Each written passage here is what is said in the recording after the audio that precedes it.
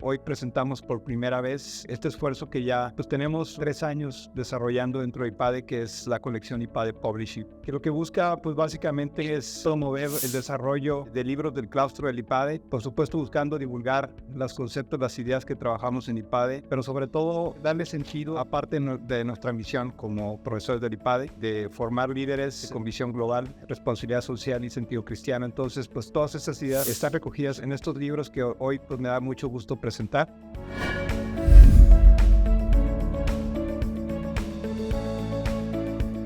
Carlos participó en un capítulo de un libro, el cual nos presentará, que se llama La fuerza del realismo, ensayo sobre la obra filosófica de Carlos Llano. Pero bueno, Carlos tiene una visión global del libro también, muy importante. Y pues nada, Carlos, que nos gustaría que nos compartieras los aportes que hace este libro y por qué crees que es importante también que la alta dirección lea este libro. Con muchísimo gusto, Arturo. Carlos Llano es adentrarse en la vida de un hombre excepcional, cuya profundidad intelectual y carisma personal dejaron una huella imborrable en el ámbito académico, filosófico y empresarial. Este libro es un tributo a su legado. Es un viaje a través de sus ideas y su incansable labor de enseñanza y formación. Víctor Isolino Doval, que es uno de los editores de este libro, cita en la introducción al gran escritor inglés G.K. Chesterton, converso al catolicismo, quien afirmaba: hay dos clases de idealistas, quienes idealizan la realidad, que son la mayoría, y quienes hacen realidad las ideas. Estos son muy pocos. Carlos Llano fue uno de estos. En este libro se explora cómo Carlos Llano vivió y defendió el realismo filosófico, un enfoque que lo llevó a profundizar en la naturaleza de la persona, del trabajo y de las relaciones humanas. Su fuerza intelectual no radicaba solo en la profundidad de sus argumentos, sino también en su capacidad para conectar lo teórico con lo práctico, lo abstracto con lo cotidiano. Llano fue un filósofo de la vida real, alguien que buscó respuestas a las preguntas más esenciales del ser humano y las plasmó en sus obras con mucha claridad y con enorme belleza. La fuerza del realismo no es solo un homenaje, es también una invitación a dialogar con su pensamiento y a permitir que siga iluminando nuestras vidas. Después de una década de estar interactuando con participantes en el IPADE, directores generales, dueños de empresa, directores funcionales, salían muchas inquietudes sobre el tema de gestión de talento. Una primera inquietud muy simple, el tema de cómo dirigir, cómo gestionar al talento en nuestras organizaciones, cómo atraer el mejor talento, cómo desarrollar el mejor talento, cómo deberíamos compensar tanto la parte monetaria, no monetaria, cómo ir generando el compromiso, cómo aplicar adecuados sistemas de evaluación. Son muchas inquietudes que nos han ido planteando con el tiempo estos directores. Por otro lado, además de la inquietud de gestionar el talento, cómo lograr transformar la organización, considerando que estamos en un entorno tan cambiante que cada vez nos vamos presentando cada vez mayores retos, cómo lograr permear esa resiliencia de la organización, cómo lograr ser más flexible a la organización, cómo enfrentar la transformación digital que estamos enfrentando, el avance tecnológico, la entrada de inteligencia artificial, los roles que incluso empieza a tomar ya la inteligencia artificial, que empieza, algunos dicen, a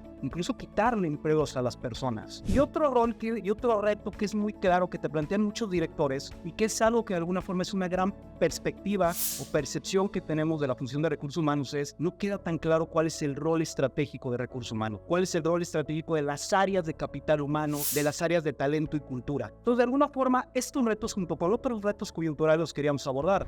Cómo manejar las crisis, cómo de alguna forma entrar a todo el tema de sostenibilidad, a todo el tema de diversidad e inclusión, o incluso muy alineado con lo que es la filosofía, la ideología del IPADE, cómo tener una dirección cada vez mucho más centrada en la persona. Entonces, a partir de todas estas inquietudes, todos estos retos, es que planteamos de alguna forma con estas reflexiones, todo lo que hemos ido aportando en esta última década de investigación a los distintos profesores, integrar este libro. Una primera parte del libro que es un poco cuestionar el rol estratégico de la función de recursos humanos. Tratar de entender cómo las organizaciones, a través de la adecuada gestión del talento, adecuada dirección de las personas, pueden ir generando una ventaja competitiva, pueden ir logrando esa diferenciación que quieres ante los demás competidores. Los primeros capítulos abordan eso, cómo ir ayudando a los colaboradores, él o ella, a que pueda alinearse tanto a la estrategia del negocio para alcanzar los objetivos que esperas, como de igual forma con la filosofía y la cultura. Cómo logras que tu gente, tus colaboradores, vivan de acuerdo a tus reglas del juego. Además de eso, también una de las grandes inquietudes que se plantean en las áreas de recursos humanos es cómo medir el valor agregado, cómo medir el impacto financiero que tienen los esfuerzos de atracción, desarrollo y compromiso de los colaboradores. Por eso incluimos un capítulo para analizar cómo con todo este avance, digamos, de analytics, cómo eso, todo el tema de ciencia de datos, lo puedes integrar para tomar mejores decisiones con respecto a la gestión del talento. Y no tenemos que entender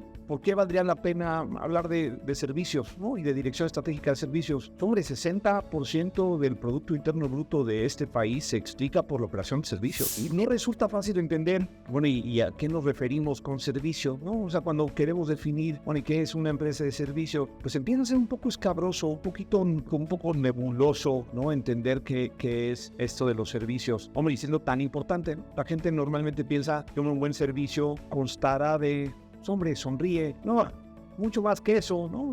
¿Cómo hacemos que alguien que va a tener este contacto con un cliente pueda de verdad hacer lo que tiene que hacer y que el servicio se dé como tiene que ser y se valore en ese momento en el que un cliente está ahí con nosotros? Entonces, operar servicios no es fácil y un poquito a eso obedece la lógica del libro. Operar servicios tiene una dificultad intrínseca mayor, ¿no? Hay mucho contacto con el cliente está metido en la operación, el cliente está viendo cómo sucede su operación en el momento que sucede. Por lo tanto, las oportunidades para corregir cuando las cosas no van bien no son tan fáciles, ¿no? El daño normalmente ya se hizo. Lo que plantea un poco el libro desde la definición de cómo establecer un servicio y luego pues algunos consejos de cómo operarlo. Y no solamente cómo operarlo, sino también pensando desde los sistemas y procesos, pero también desde la gente que opera servicios. Uno de los conceptos que se ha usado mucho en temas de servicios es esta dualidad de satisfacer clientes y empleados, de manera que entonces el servicio se entregue como se tiene que entregar. Eso lo cubrimos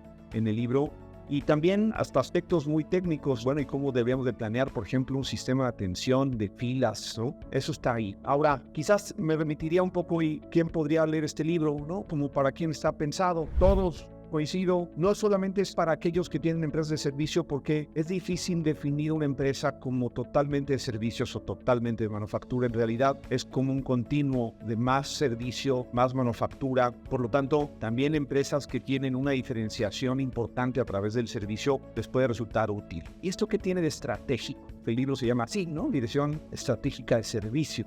Si bien es un libro muy aterrizado, yo creo que esta parte de estrategia, de decidir la oferta de servicio, decidir el rumbo de la empresa y luego el poder construir los mecanismos y operaciones de servicio que sustenten esa visión, eso es una labor estratégica. Es decir, una de las partes que a mí me apasiona de los servicios es que, diría, no, cada cabeza es un mundo y en servicios pasa lo mismo.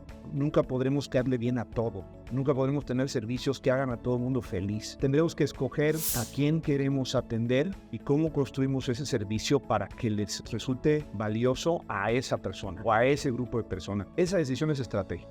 Y entonces también abordamos cómo podemos abordar esto y construir servicios congruentes que puedan finalmente entregar este valor. Sin duda, si pensamos que servicio es hacer algo por alguien o por sí mismo, yo creo que este es un libro de servicio que sirve. Este libro, además de hablar del contenido, hay un par de cuestiones que vale la pena reflexionar. Una es cómo se ideó el libro y cómo se llevó a la práctica, y luego cómo se ha ido presentando, porque un tema importante es, este es un libro interuniversitario. Previamente, un grupo de universidades públicas y privadas nos reunimos para lanzar lo que ha sido la red de consejeras y expertas, que es esta plataforma en donde las mujeres se pueden registrar y luego un consejo que está buscando una mujer para incorporar los contacta y bueno, esta iniciativa surge justamente de este contacto entre universidades de muchísimo prestigio.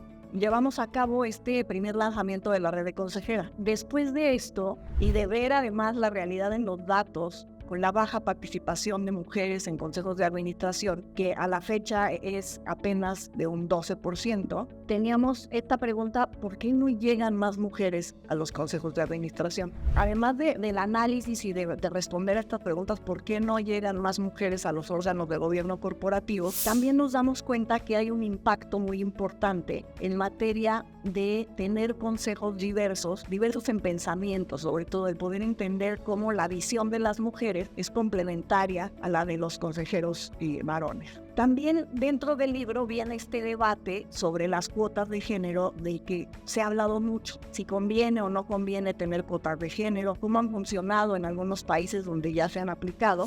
Hay este comparativo hacia México, pero también hacia el resto del mundo, especialmente países latinoamericanos, y lo que sí vemos es que México está rezagado incluso con relación a otros países de Latinoamérica como Chile, Colombia y Brasil. Y bueno, se proponen algunas soluciones dentro del libro en materia de prácticas corporativas, en materia de políticas, incluso en materia de posibles incentivos que el gobierno podría promover para fortalecer este acceso de las mujeres a puestos de mayor decisión.